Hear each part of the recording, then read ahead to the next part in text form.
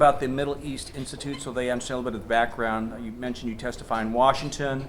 You work with various people in D.C. Just a little bit about the background so they understand your perspective. Yeah, the Middle East Institute is 73 years old.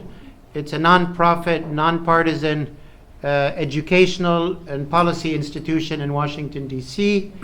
It's currently ranked as the #1 Middle East-focused think tank in America. We have about 15 resident scholars and experts and about 60 non-resident scholars, experts, former diplomats, former military personnel. I noticed that General Joe Votel who's coming here to speak in July, I believe. He's a senior distinguished fellow at the Middle East Institute. Ambassador Robert Ford, our last ambassador to Syria, is there as well, and many, many others. We have programs on the wider Middle East, so everything from Morocco to Afghanistan and Pakistan. Includes Turkey, Iran, the Arab countries, Israel, Palestine, and the whole gamut. We also have thematic programs, like programs on climate change, on cybersecurity, on economics and energy. So we try to look at the region from many, many different perspectives. In addition to the think tank part of the Middle East Institute, we have a new and very wonderful art gallery with wonderful exhibits on a rotating basis every 2 months. Currently, we have a very, very powerful contemporary Kurdish art exhibit. We are then bringing in a very large Palestinian art exhibit, then followed by a Yemeni art exhibit and many other art exhibits from the region. So part of our understanding is that to understand the Middle East, you shouldn't only be reading the headlines and meeting with ambassadors, but also seeing the arts and culture of the region and understanding sort of how they see their lives. A third component of the Institute is our educational component. We teach the languages of the region, Arabic, Farsi, Kurdish, Hebrew, and so on. We have a lovely, lovely library. If you're ever in D.C., please come visit us and visit the library. Very valuable collection of both historical and contemporary Middle Eastern books and artifacts. And we have the longest running Middle East academic journal in the U.S. called the Middle East Journal, which is a reference for academics, students, and university professors. So it's a very busy organization with a lot of events every week. And a very interesting building. It's an old Victorian-style building that you guys occupied amidst modern towers around you. It was kind of interesting when we visited there. It was an old Victorian building. We just sadly tore it down and built a brand new building. There you go. But thank you for that. Modernization. The front is still exactly the same because you can't touch the front. But the whole building is brand new. It's a lovely building with, as I said, a lovely art gallery and many other facilities. Well, Dr. Salem, we're approaching a very broad area. A lot of topics, a lot of countries, a lot of issues. And the questions reflect that. The first question has to do with Lebanon, which, of course, is your background, yes. Lebanese. The question is there hope for Lebanon? Does it matter, I guess, in terms of the overall picture in the Middle East? What happens in Lebanon? And the question is about the tripartite government. Does it still exist? Is it functioning in Lebanon? Lebanon, to start from the U.S. perspective, Lebanon matters to the U.S. to a limited degree. We're often on the Hill explaining sort of Lebanese politics and U.S. interests in Lebanon and dealing with Department of Defense and State Department and others. The U.S. has a long relationship with Lebanon going back to the 19th century. The Lebanese American community is a very big one. There's a lot of Lebanese in Congress and the Senate and in governments around the states and in the federal government. So there's a sort of a historical, cultural, human relationship. They're cousins in a sense. But today, when you look at Lebanon and U.S. interests there, they are the following. The Department of Defense has an excellent relationship with the Lebanese army and thinks very highly of the Lebanese army and supports the Lebanese army. And the Lebanese army has partnered with the U.S. in defeating ISIS and Al-Qaeda enclaves in Lebanon. And for the U.S. Army, that was an important achievement. And for the U.S., they want to remain in Lebanon with a close relationship with the army because Al-Qaeda is very much still alive and well across the border in Syria. So there's a very important security relationship. Secondly, and this maybe goes down the levels of importance, the U.S. is very aware that if Lebanon collapses, the U.S. will have a number of troubles. One of them is that if Lebanon collapses, Hezbollah might be more powerful, not less. ISIS and Al-Qaeda would likely come back to Lebanon if the country collapses. And refugees would stream out of Lebanon and probably towards Cyprus, which is about 20 minutes away by plane and 12 hours away by boat. And Cyprus is in the European Union. So there are a lot of concerns that the U.S. has in Lebanon that it not fail. Currently, Lebanon is on the brink of failure. The banks are bankrupt. The government is bankrupt. The currency is about to go in a free fall. This will be a cataclysm more painful than the Great Depression, if you think what happened here in the 1930s. It is happening in real time. We don't really know what the consequences will be, but they will be dire for the population. The current government is a government controlled effectively by Hezbollah and its allies. It still is a government where there's a Christian Maronite president, Sunni a Muslim prime minister, and a Shiite Muslim speaker of parliament. So it's a tripartite power-sharing system in that sense, but it's dominated by Hezbollah and its allies. I think that could be a topic just for that alone. All evening right there. So we're moving on now to Saudi Arabia. And the question is, explain the main reason for the current administration's support of Saudi Arabia, despite the fact we are no longer dependent on Saudi oil, and given the permanent attack of Saudi government against human rights, freedom of speech, and women's rights, and so forth. And I think you touched on that in terms of the changes that are taking place in Saudi Arabia. And while we don't import oil directly from Saudi Arabia, there is an effect on that control of oil that would have repercussions in the United States. So go ahead. Yeah, a number of things. I mean, first, there's always a tension between U.S. hard interests and U.S. values. Different administrations deal with it differently. This administration deals with it by ignoring the values part and saying we're just no, seriously, that it's international relations, and this is we pursue America's interests. We don't lecture people about that's this administration's position. Obama administration was different. They talked more about human rights and values, although they also did not act really upon that. Saudi Arabia remains one of America's most significant partners. It's not technically an ally. One, because the control of energy prices and the moderation of energy prices remains a critical economic concern for the U.S. domestic economy. And that leverage over Chinese and Japanese and Iranian, everybody else's, the price of oil impacts the whole world. So the U.S. doesn't want to lose that leverage that it has, partly through its relationship with Saudi Arabia, partly through leaving its fleet in the Persian Gulf. Currently, America's Navy ensures that China gets its oil.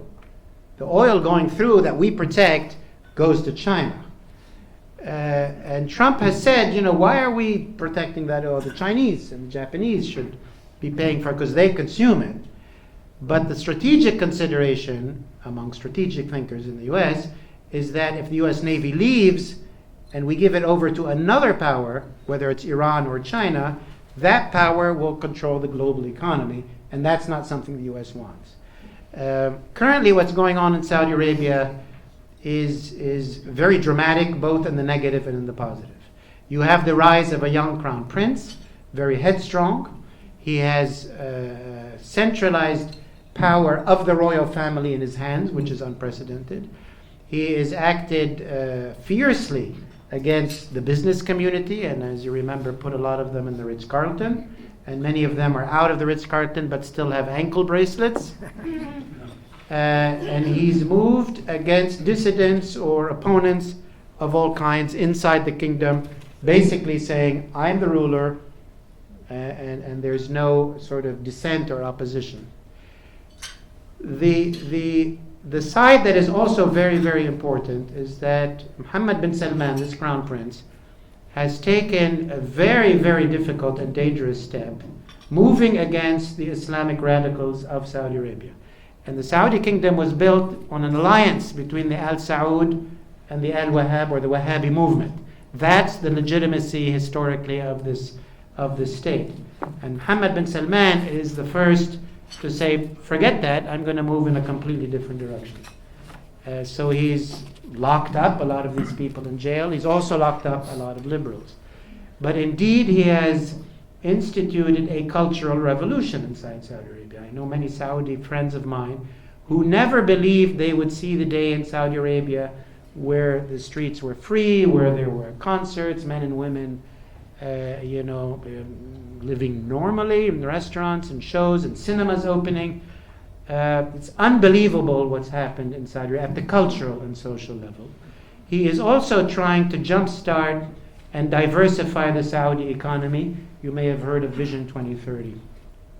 All of these are very, very difficult things. Many of them are not going very well. It's still a very, very difficult challenge. The U.S. has enduring interests with Saudi Arabia that we mentioned.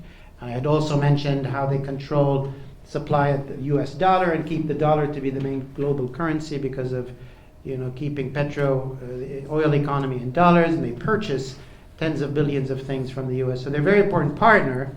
And also, the cultural revolution that MBS is trying to implement is if it succeeds, is very important for Saudi Arabia. It's very important for the Arab world and the Muslim world. It's very important for the world. The people who attacked the U.S. on 9/11 were brainwashed by Saudi Wahhabi radicalism that we helped foment in Afghanistan and so forth. So dealing with this is necessary. We had Prince Turki Al Faisal here as a guest at our World Affairs Council. Suzanne Bosch, through her organization, brought him here as a speaker, and he discussed some of the modernization that was taking place in Saudi Arabia. But he also spent a lot of time discussing the issue with Iran. The focus wasn't so much Israel, it was Iran. This was about 3 years ago. Let me go to the next question. Colonel Richard Downey asks, there was a phone call between President Trump and Turkish President Erdogan, whereby Trump withdrew from northern Syria and the Kurdish area that had been previously protected by the U.S. and by the Kurdish allies. 3 days later, Turkey invaded that area with the intent to attack the Kurds. We all know that. We saw that on television, and it was covered quite well. The question that Colonel Downey has, are the Turks maintaining the agreement to safeguard the northeast area of Syria, I assume against ISIS, but there's also now Russia and the Assad government now are intruding in that area. So what's going on in that troubled area right now? In a simple way. You need a very detailed map. Syria has become balkanized.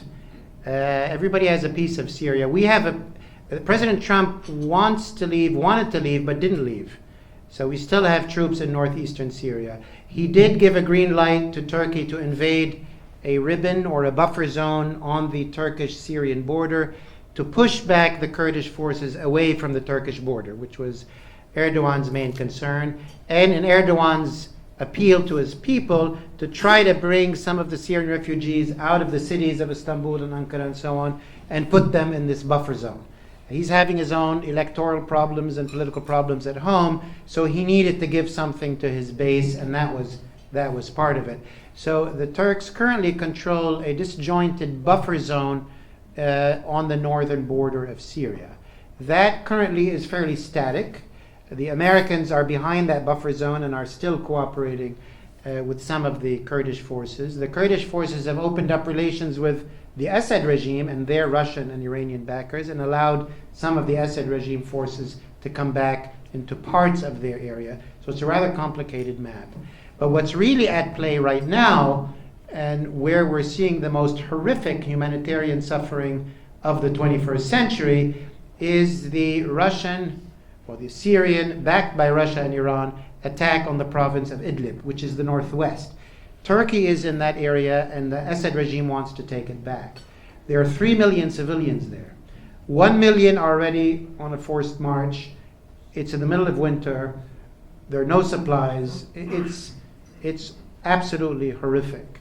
So that's in the northwest.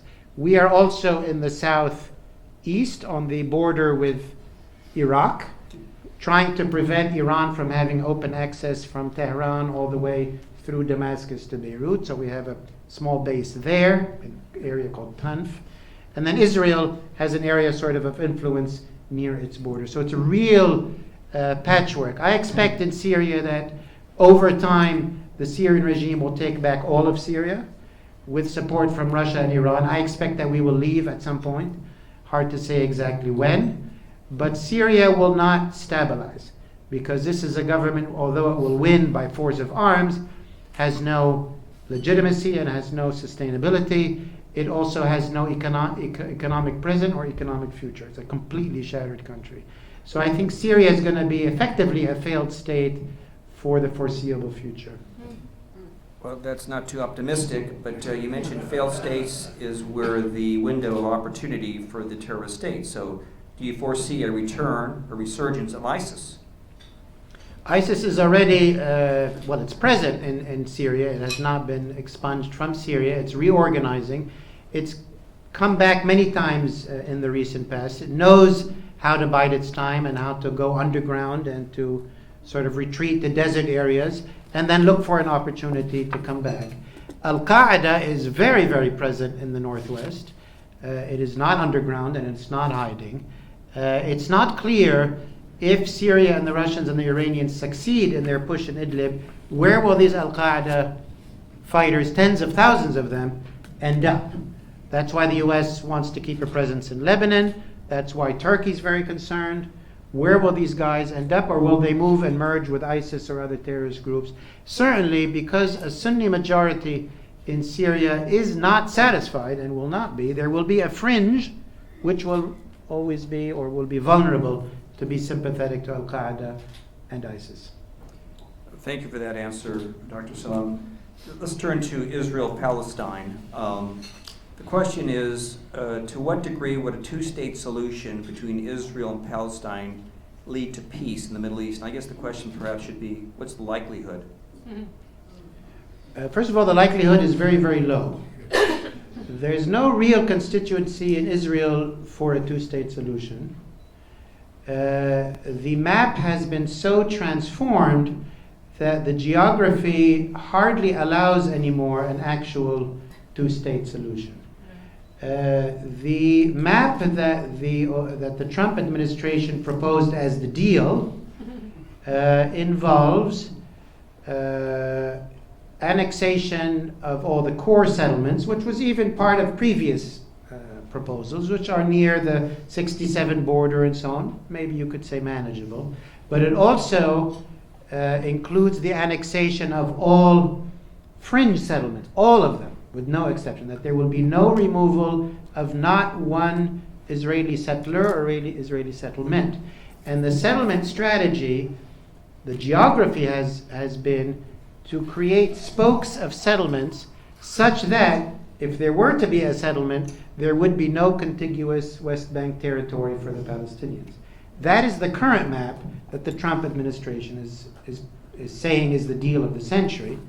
And it says, don't worry, we can build tunnels and bridges so that they can get over the settlement. The plan, the map also says that Israel will take all of the Jordan Valley, meaning this Palestinian Bantustan, effectively, which will be cut up in all of these little pieces with tunnels and I don't know what, will also have no borders with anybody. The borders, it will be within Israel. Israel will control everything that's sovereign, all the borders, all the airspace, everything. And that's what's being proposed as the Trump plan. It's a completely a non-starter, and it's known by the Israelis to be. And the point of this plan, from the Israeli point of view, it's to get U.S. administration buy-in for the annexation of the settlements. And that's going to happen.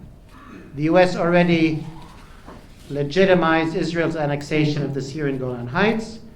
It legitimized Israel's annexation of East Jerusalem into West Jerusalem. And now it is legitimizing the annexation of the settlements. That is also what Israel wants. Israel doesn't want a two-state solution, but it wants to consolidate its gains. So those two parties got what they wanted. But it is not a peace process, and it's certainly not a pathway to a two-state solution. So just to follow up on that, what is the alternative then for the Palestinians? Certainly the status quo is unacceptable. What do you see as their alternative? Is time on their side, or does it seem to be working against them? Number of things. First of all, if you talk to Palestinians, they say the status quo is preferable to legitimizing occupation forever. That's their view. That they'd rather live under occupation than legitimize and finalize the occupation. Now that's their position. You can argue with that or not. Secondly, they say, okay, they are losers, certainly, but in the long term, it's not clear how things will turn out. Obviously, there's a demographic race between Jewish, Israelis and Arab Israelis and Arab Palestinians. For a while, the Arab Palestinian and Arab Israeli population was growing much faster. Recently, Israeli growth, particularly because of high growth rate among settlers, as well as the downturn and the dark turn in Europe, there's more Jewish inflow into Israel. So Israeli Jews feel that, no, their numbers are competing, so they're not as worried in the long term. But effectively, and as I mentioned, without a perspective of a two-state solution, it's likely that pretty soon the Palestinians will say, fine, then we're Israelis. And we want to vote, and we want equal rights, and, great country you have going here, we want to be part of it. And if you think the BDS movement is problematic, how do you deal with a population that's simply saying, we want to be part of you, but we want to enjoy our political rights? So Israel is winning, but it doesn't have a pathway for a stable, democratic Jewish future that is very clear. Thank you, Dr. Salem. I'm going to merge a couple questions here. We're now shifting to Iran. And Fred Amiri, who's past chairman, I'm going to summarize what he's asking. Basically, pressure on Iran hasn't worked. In other words, it's had the opposite effect. And sanctions, in other words, has been, in fact, it's strengthened the hands of the extremists, is his position, his question. So he says, the question is, do you see a new way to deal with Iran considering our past experience? I guess what he's saying, it's been ineffective. And the question is, another question someone asks is, it's a little bit different, but it still has to do with Iran. What is Iran's end game? What do they hope to achieve? Is it the nuclear weapons? Is it the recreation of the Persian Empire? What is it the Shia domination? What is it they want at the end of the day, above and beyond their security? They want to get to the end of the day. In other words, they want to survive. But we'll get to that. Okay. On U.S. and Iran, first of all, one might say that pressure did work.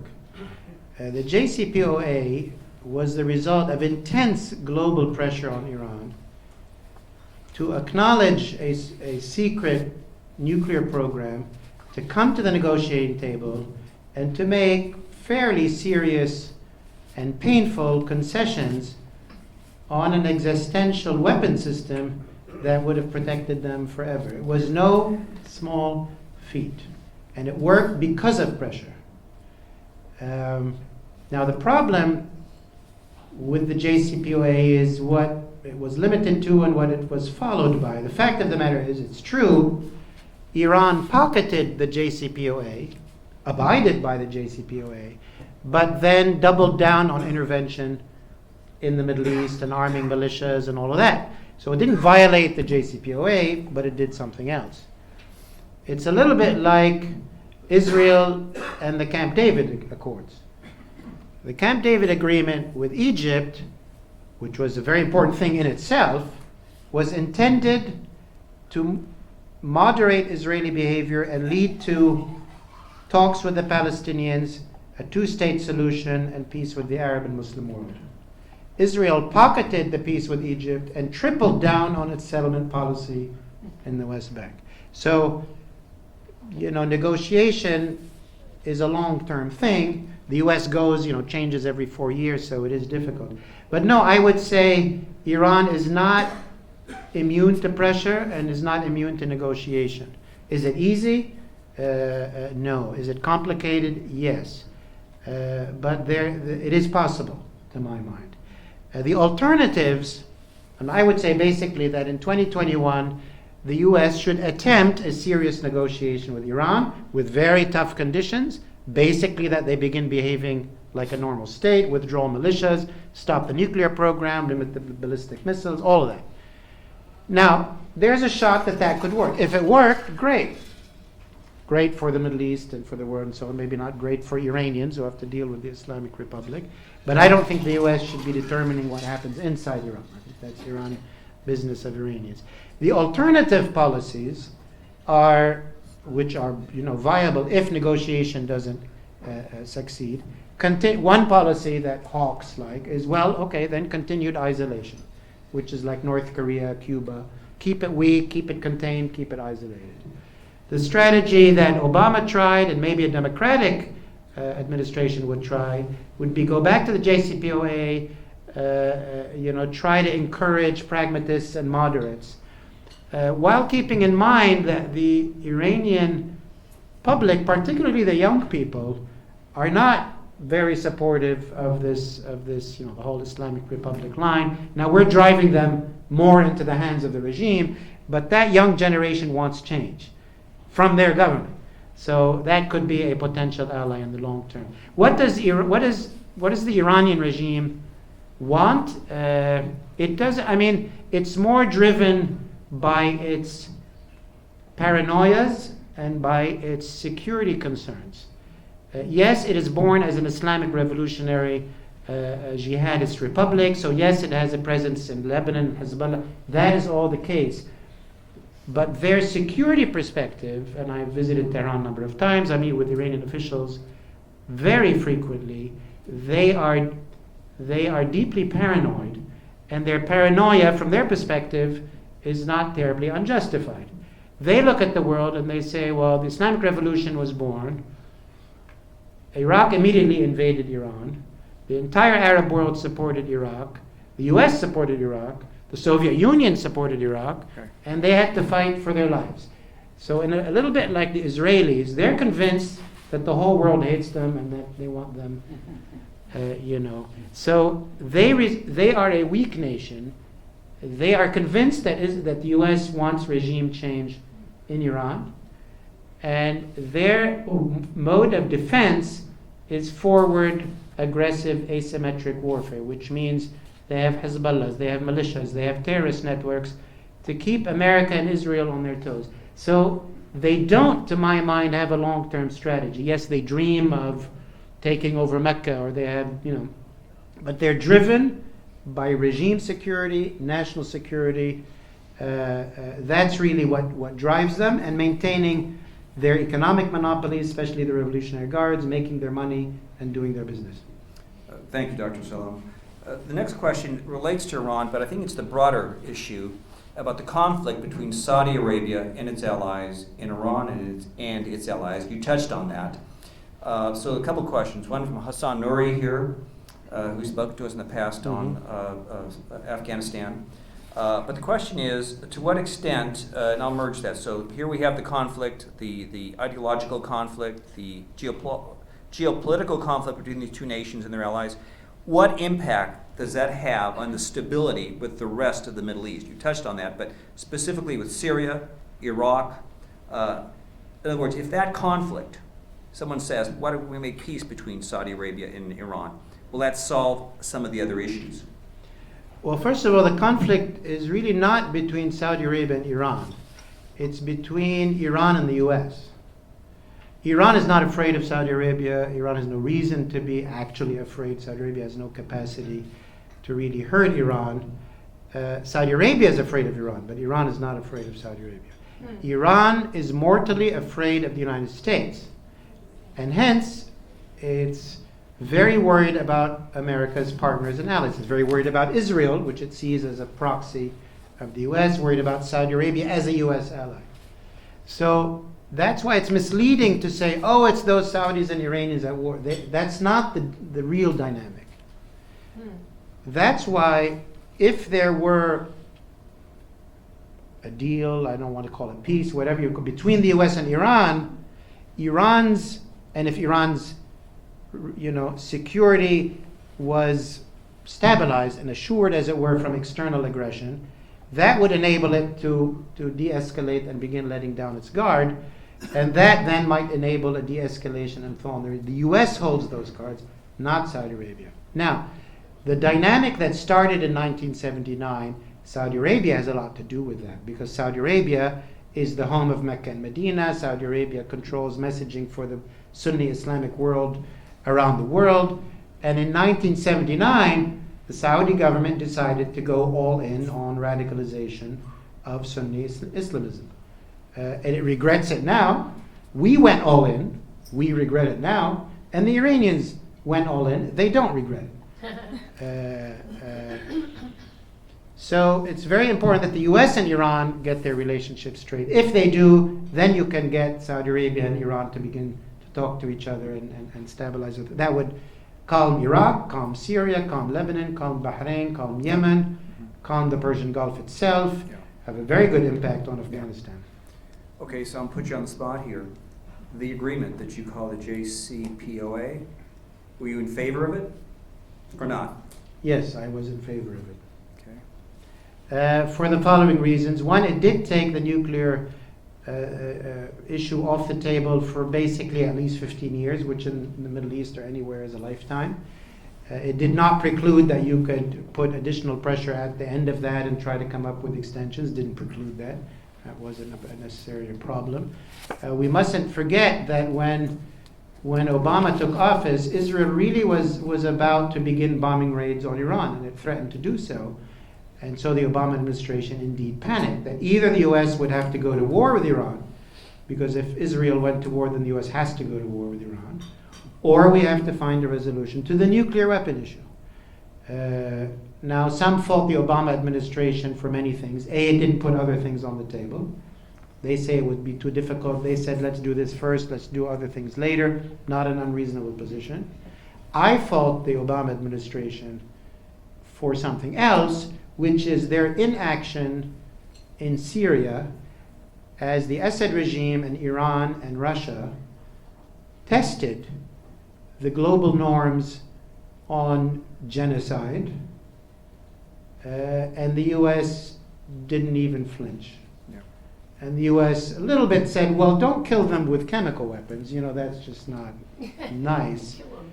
Kill them, but not with... And we stood by and watched as this regime tested the theory in the 21st century that can a government decimate its own people? And the answer that Washington gave was, yes, you can. And that is not only an ongoing horror in Syria, but it has really broken an emerging global norm, which was called responsibility to protect, and greatly strengthens dictatorship and authoritarian rule around the world and puts millions of people at risk. I think that is a moral catastrophe that happened under Obama's watch. Thank you, Dr. Salem. My last question that I get to ask you, I'm going to merge a few more questions. And one question has to do with the Russian involvement in the Middle East, Syria and Libya specifically. What do they want other than cause heartburn to the U.S.? And then the other question is related to Europe, the EU, actually not in the EU, but I guess there is a military now unification that's happening in Europe. They're creating a European army. They want to. Yeah. They want to, and so maybe they'll get their wish in the next 4 years. But what's Europe's role in this thing? In other words, how do you see their role? The Russian role, you talked about the Chinese role. Sounds like it's a combustible mix there. The Russian role has several objectives. The Russians want to cut the Americans down to size. Keep in mind that Putin emerged in a world where America was the uncontested global hegemon after the collapse of the Soviet Union. He and the Chinese share the objective that the global order must not be an American-run order. And hence, blocking the U.S., poking the eye of the U.S. wherever they can is a global strategic interest. It's important for them. Secondly, President Putin, this was the first time after the collapse of the Soviet Union where Russia projected power beyond its neighborhood. And that means it was a proof that Russia is back as a global superpower that can project power in any part of the globe.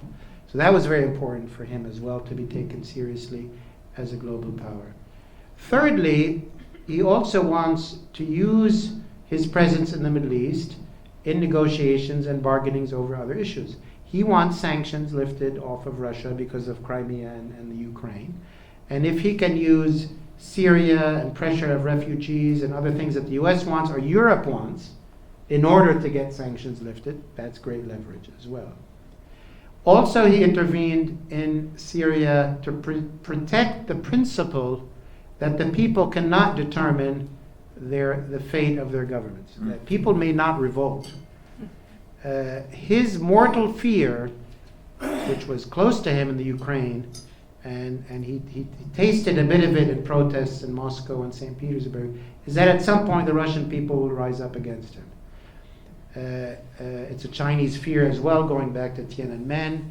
They blame the US for that type of ideology, but it was very important for him to come to a country where a population is revolting and say, hell no, government is government and people are people, and that should not be crossed. An additional interest, these are all important for Putin, is he is much more worried about Islamic radicalism than we are. 15% of the Russian population or more is Muslim. The populations of all of his southern border countries are Muslims. We don't have, that. We have Mexico, we have Canada, It's not a real concern for us. It is a mortal concern for him. So he wants to defeat Islamic radicals where he can find them. Also, and I'll end with this, Russia controls Europe and links to Europe, Europe's gas consumption. And Eastern Mediterranean, there are now massive offshore gas finds off of Egypt, Gaza, Israel, Lebanon, and Cyprus. And these will be, in the near future, very important sources of energy for Europe, which would be another source other than the direct Russian sources coming from the east. Putin is engaged in the Cypriot oil fields. He's engaged in the Lebanese oil gas fields. He has a stake in the Israeli gas fields as well as in the Egyptian. He wants to be present in the Eastern Mediterranean because in his long-term 21st century view, control of these offshore gas reserves must not be by the Americans or by the Europeans, but must be by him. On the Europeans, they have certainly not been very effective geopolitical players anywhere in the Middle East. They remain very divided, quite weak. They've only been effective when America has joined them, either leading them or, as Obama put it, leading from behind. They don't have a unified military. They dream one day of having it. They don't have a unified sort of set of political institutions and interests that are really solid. And Europe is getting less unified than it was.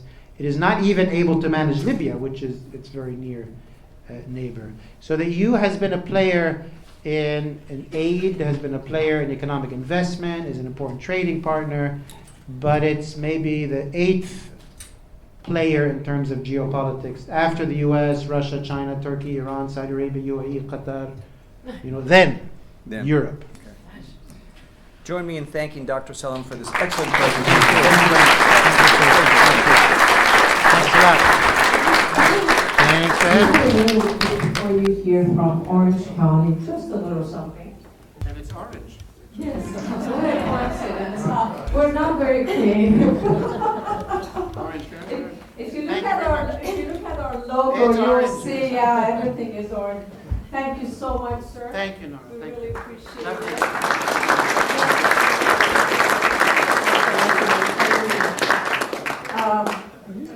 I truly want to thank Dr. Salem for sharing his knowledge and expertise with us.